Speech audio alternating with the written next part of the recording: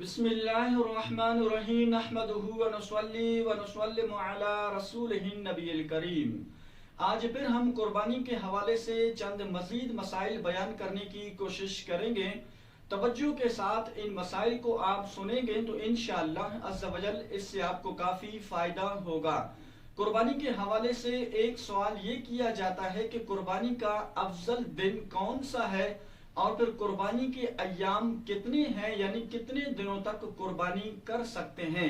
اسی طرح پر قربانی کے حوالے سے ایک سوال یہ کیا جاتا ہے کہ اگر کوئی شخص جو ہے وہ قربانی کی جگہ پہ صدقہ و خیرات کر دے، غریبوں کی مدد کر دے، تو آیا کہ یہ افضل ہے یا پھر عید کے دن جانور کو قربان کرنا، جانور ذبح کرنا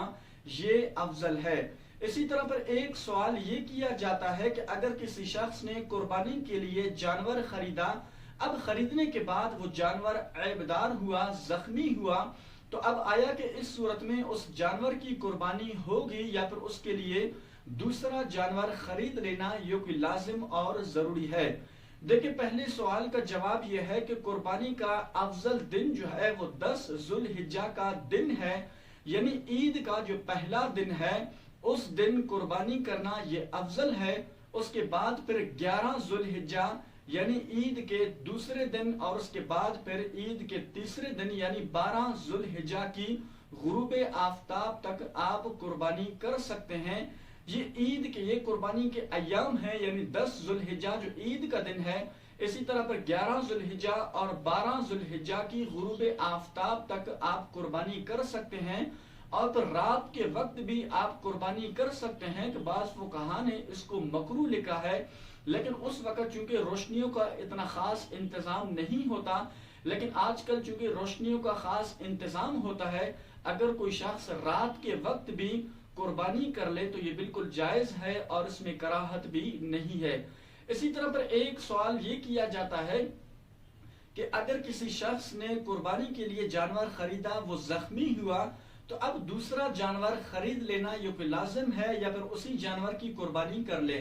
دیکھیں، اگر کسی شخص نے قربانی کے لیے جانور خریدا اور وہ غنی ہے، صاحب نصاب ہے، یعنی کہ مالدار ہے، اب اس کے لیے جو ہے اسی زخمی، اسی عیبدار جانور کی قربانی کرنا اس کے لیے جائز نہیں ہے۔ اس کے لیے دوسرا جانور خرید لینا یہ لازم اور ضروری ہے۔ لیکن جو ہے وہ جانور خریدنے والا وہ فقیر ہے، شرعی فقیر ہے، غریب ہے، وہ صاحب نصاب نہیں ہے، اب جو ہے وہ جانور زخمی ہوا، عیبدار ہوا، تو اب اس کے لیے دوسرا جانور خرید لینا یہ کوئی لازم اور ضروری نہیں ہے، بلکہ اسی جانور کی قربانی کر لے تو اس کی قربانی ہو جائے گی، اس میں کوئی حرج نہیں ہے۔ اگر خریدنے والا جو ہے وہ صاحب نصاب ہے، مالدار ہے، اس صورت میں تو وہ شخص جو ہے وہ دوسرا جانور خرید لے گا قربانی کے لیے، اسی عیبدار جانور کی قربانی نہیں ہوگی۔ لیکن وہ شخص غریب ہے تو اب اس صورت میں وہ عیبدار زخمی جانور کی قربانی کر لے، تب بھی اس صورت میں اس کی قربانی ہو جائے گی۔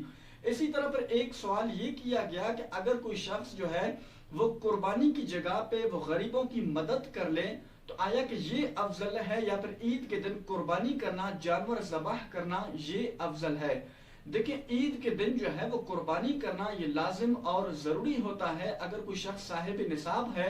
تو اب اس صورت میں جو ہے وہ لاکھوں کیا کروڑوں روپے کا بھی صدقہ و خیرات کر دے، غریبوں کی مدد کر دے، تب بھی اس صورت میں اس کا واجب ادا نہیں ہوگا۔ اس کے لیے قربانی کرنا، جانور ذبح کرنا یہ لازم اور ضروری ہے۔ تو اس طرح کی جو ہے یہ باتیں شیطان جو ہے وہ ذہنوں میں ڈال دیتا ہے کہ اگر قربانی کی جگہ پہ ہم غریبوں کی مدد کر دیں تو یہ زیادہ بہتر ہے، یہ بالکل غلط ہے۔ عید کے دن جو ہے قربانی کی جگہ پہ آپ کروڑوں روپے کا بھی صدقہ و خیرات کر دیں، تب بھی اس صورت میں اس سے آپ کا واجب ادا نہیں ہوگا۔ تو اب جو ہے آپ کو جانور قربان کرنا یہ لازم اور ضروری ہے، صدقہ و خیرات کرنا اس دن جو ہے قربانی کی جگہ پہ یہ جائز نہیں ہے۔ اللہ کریم جل جلالہ کی پاک بارگاہ میں دعا ہے مالک کریم ہم سب کو اس طرح کے مسائل سیکھنے کی توفیق عطا فرمائے، اور پھر دوسروں کی طرف جو ہے اس طرح کے مسائل بیان کرنے کی توفیق عطا فرمائے۔ وآخر دعوانا ان الحمد للہ